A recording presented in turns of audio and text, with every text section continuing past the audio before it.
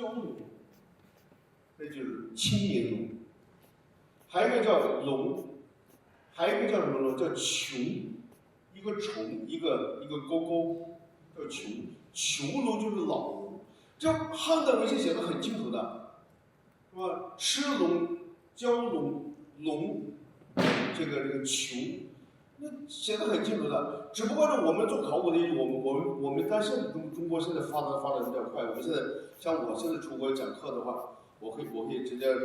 我也敢直接骂那些国外学生。这个以前就不敢，以前老外就说你们中国人天天吃文献的话，你们就汉代的文献用来研究商朝的东西，那多危险啊！不能用的，你们的学术不过硬，用晚期的文献解释早期的怎么可以呢？他认为不可以。当然我们现在也很谨慎，我们一般不这么用。但是你如果允许我用一下，我就发现就是汉朝的文献记录这个龙的年龄，其实商朝就有反应了。只不过我不敢用汉朝的文去解读商朝而已，我不这么讲。但是商朝的考古实物是不是有年龄的？一个看着它不一样嘛，所以它的设计上有年龄，这是以前也不知道的。所以你看都是玉器，所以我觉得呢，就是所有的这个商朝玉器的背后，美的背后，有对材料的考量，有对实用的追求，也有对祖先神明的崇拜，这就是美的背后。就是把这个美这个词给它解构了。那个行长说对不起，我说不是解构，就是可能用的不太恰当。就是我们说美的时候，不是一个简单的一个笼统的概念，你把它一刀一刀给它剔开，它有好多地方可以分解出来，对吧？所以叫美的背后。当然，最后加工之后，我就简单带一句啊，就是说，当然很多不同的做法，就是包括我们发现的加工玉器的工具啊，什么都有，我就简单说了。好，最后我讲一个啊，就是富豪的那个玉祖佩，就是商朝人对美的追求。这个首先这是材料的考量，还有这个精神内涵的渗入，对不对？这是对神明的信仰，对祖先的献祭。然后呢，商朝人其实有一个事情是以前不知道的，那个就是有女同着配玉锵锵，就妇好墓呢，刚好就给了我们一个机会，让我们知道，过去我们考古学界有一个错误的认知，直到这两年才被纠正过来，就是有妇好墓，因为今年是妇好墓发掘50周年，我们准备还是要做一些相关的这个部署吧。好，那么妇好墓里头呢，其实是出了一阙玉祖佩，就是中间这一串，我认为它是玉祖佩，为什么呢？它是这样的，最早呢，我们都认为我们一直认为祖玉佩或者玉祖佩是西周时候才有的，这全是西周墓葬。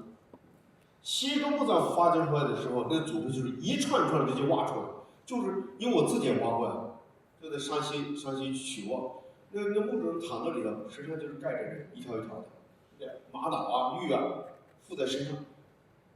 你们去看河南博物院有一个特别长的有一个专门一个厅放在中间一串，那特别重玉祖佩。过去一直认为只有西周才出现玉祖佩，商代是没有的。但是我现在告诉你，商代是肯定有玉祖佩的。那么我怎么知道商代有玉祖佩呢？我就是因为注意到西周的这么几个考古发现。当然，这个是西周国公墓里2001号墓的玉祖佩，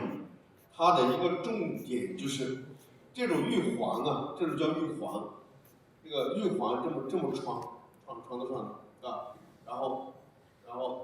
挂到人的胸前，然后这个是山西绛县衡水墓，这是我同班同学发掘的。那发掘之后，他发现，你看3个环。穿上线以后，这环的两侧都有窟窿，看到没有？啊，两侧有窟窿嘛，所以它就可以走线，把丝线走过去，再加上珠子，加上玛瑙珠，穿到上面，上面呢有个这样的圆片，像个平安扣，然后这么一组完整的一组配，这西周重叠的。那么同样的，商西译成也有这样的，完全这个同样的日组配。那么过去都认为是西周时候才有的，但是呢，我读妇好墓的报告的时候，我就发现妇好墓报告里头有两件这个东西，这是2件啊，这时候还把它放在一式，说5件，实际上有2件同款的，这2件完全一样。因为我记得这2件，不是就是读考古报告吗？结果发现呢，就是这个里头，就是妇好墓里出过2件这样的一配，我想着是不是它应该串起来？结果呢，这个发现串起来以后缺东西，就缺这个东西，因为衡水墓地的和大陆